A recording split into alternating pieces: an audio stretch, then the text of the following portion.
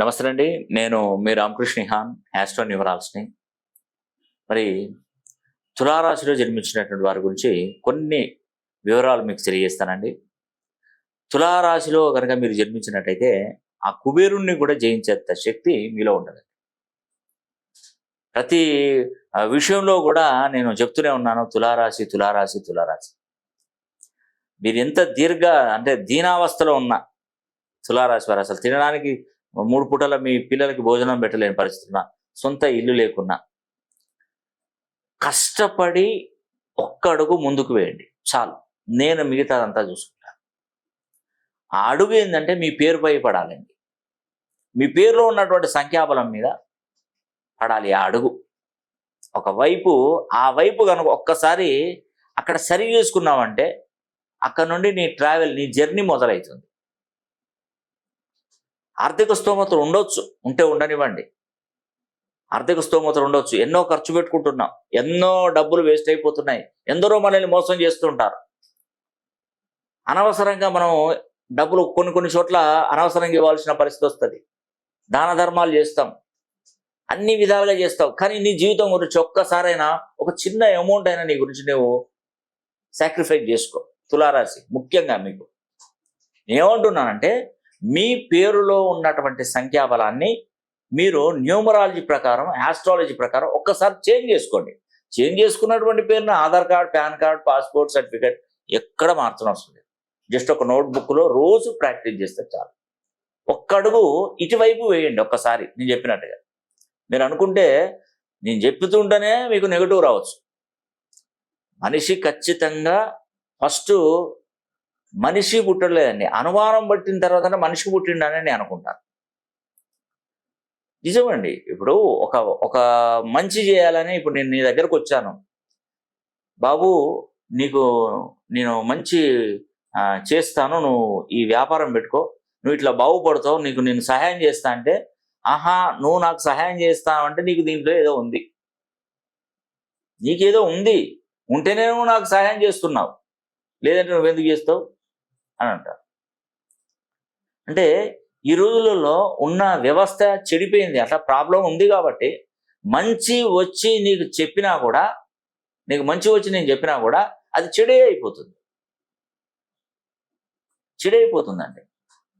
నేను మీకు నమ్ముతారో నమ్మరో, నేను ఒకరికి ఒక నేమ్ కరెక్షన్ ఇచ్చాను. ఇచ్చిన తర్వాత మన వాళ్ళు ఏం చేశారంటే, ఇప్పుడు రోజు ఒక బాతు బంగారు గుడ్డు పెడుతుంది. బంగారు గుడ్డు పెడుతున్న బాతు ఏం చేసిందంటే, అతను, మీకు తెలుసు కదా, నేను చెప్పనవసరం లేదు శాస్త్రం, వింటే వినండి కొంచెం. రోజుకో గుడ్డు పెడుతుంటే, ఈ రోజుకో గుడ్డు సరిపోదు, నా కడుపులో ఏమున్నదో తను తయారు చేసి ఆ వ్యవస్థనే బయటికి తీస్తే నాకు రోజు చాలా గుడ్లు వస్తాయి కదా, ఒక్కసారికి వస్తాయి అని చెప్పేసి రోజు ఒక గుడ్డు పెట్టేదాన్ని ఏం చేస్తారంటే, కోసి లోపలికి చూస్తే ఆ గుడ్డు కూడా ఉండదు. అలాగా నా దగ్గరికి ఒకతను కరెక్షన్ తీసుకున్నాడు, రాశాడు, మంచి జరిగింది, అతనికి ఉద్యోగం వచ్చింది, చక్కగా వెళ్తున్నాడు, ఉద్యోగానికి వస్తున్నాడు, హ్యాపీగా ఉన్నాడు, దేనికి లోటు లేకుండా ఉన్నంతలో హ్యాపీగా ఉన్నాడు. తనకి ఏం ఆలోచన వచ్చిందంటే, న్యూమరాలజీ ఇంత పవర్ ఉంటే మరి ఇంకొక న్యూమరాలజిస్ట్ని కలిస్తే నాకున్నటువంటి ఇంకా నేను 100 కోట్లు సంపాదిస్తాను కావచ్చు అని అనుకొని ఈ కోర్స్ ఇక్కడ ఆపేసి ఏం చేశాడంటే, అతని దగ్గరికి పోయి ఇంకో కరెక్షన్ తీసుకున్నాడు. అతను పోయినవాడు పోక నేను ఇచ్చిన పేరును చూపెట్టాడు. అతను చూపెడితే ఆ పేరును చూసి ఏమన్నాడంటే, ఈ పేరు రాస్తే నువ్వు చచ్చిపోతావు అన్నాడు. చనిపోతావు, అసలు ఇన్ని రోజులు ఎలా బతికావయ్యా, ఇన్ని రోజులు నువ్వు ఎలా బతికావు, నువ్వు మొత్తం టోటల్గా నీకు ప్రాబ్లం అవుతుంది, నువ్వు జీవితం చచ్చిపోతావు అంటే, ఉదాహరణకి మనం భయపడిపోతాం. ఈ భయంతో ఆయన ఏం చేసినా బండి నడుపుకుంటూ పోయి ఆలోచనలో పోయి చిన్నగా క్రాస్ చేసి కింద పడ్డాడు. కింద పడంగానే, ఇది నిజంగానే నేను చచ్చిపోయేటోనే బతికిన, ఆయన చెప్పింది నిజమే అని చెప్పేసి వాళ్ళ భార్యతో నాకు ఫోన్ చేయించు మా ఆఫీస్.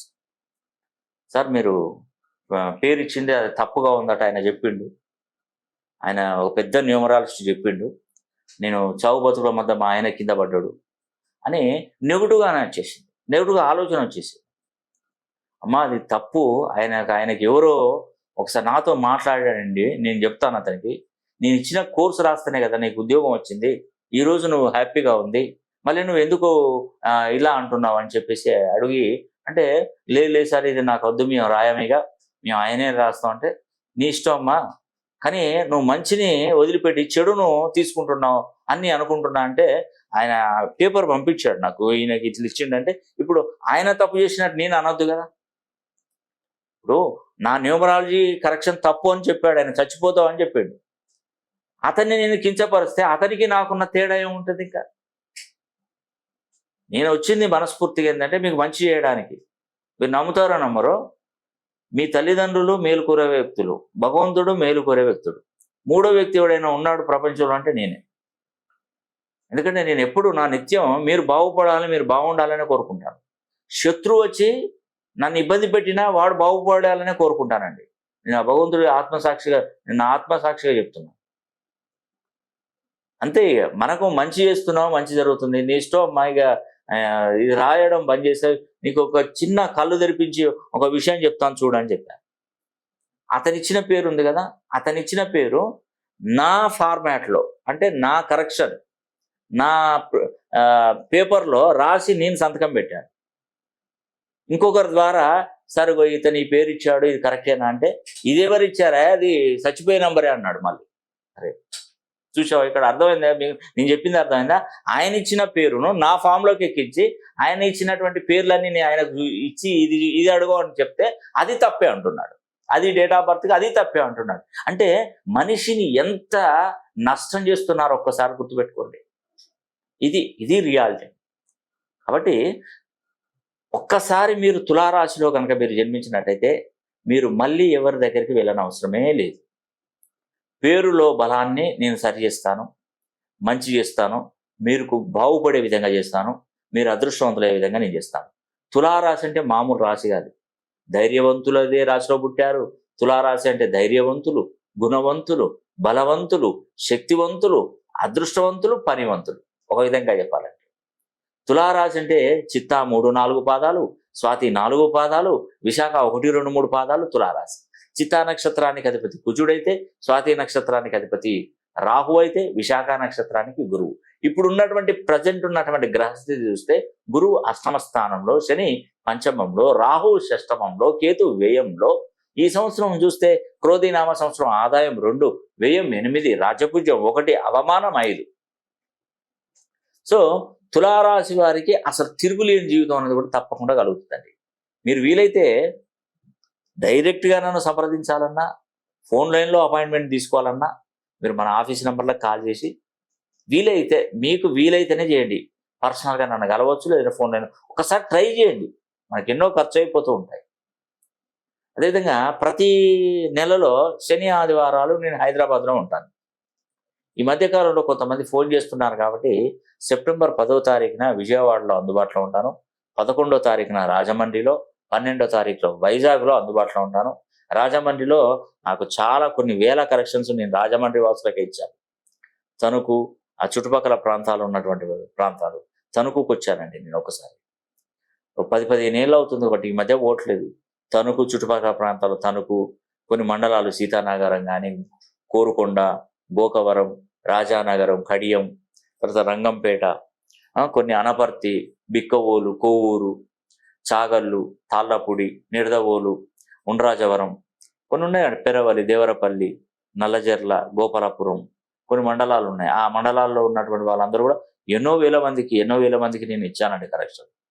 ఈరోజు వాళ్ళు చేస్తున్నటువంటి వ్యాపారాలలో, వాళ్ళ పిల్లల చదువుల విషయంలో కూడా ఎంతో మంచి చక్కగా ఉన్నారండి. నిజంగా చాలా చాలా సంతోషం అండి.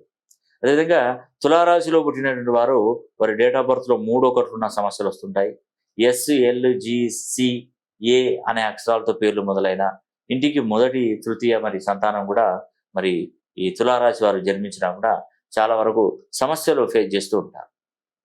కాబట్టి తులారాశిలో పుట్టినటువంటి వారు ముఖ్యంగా నేను చెప్పినటువంటి కొన్ని నియమాలను పాటిస్తూ మీ పేరును 270 degrees నుండి 360 degree కోణంలో పేరు బలాన్ని మీరు పెంచుకోగలిగితే మీ లైఫ్ అనేది కూడా చాలా అద్భుతంగా ఉంటుందని కూడా నేను మీకు ఈ వీడియో ద్వారా తెలియజేస్తున్నాను.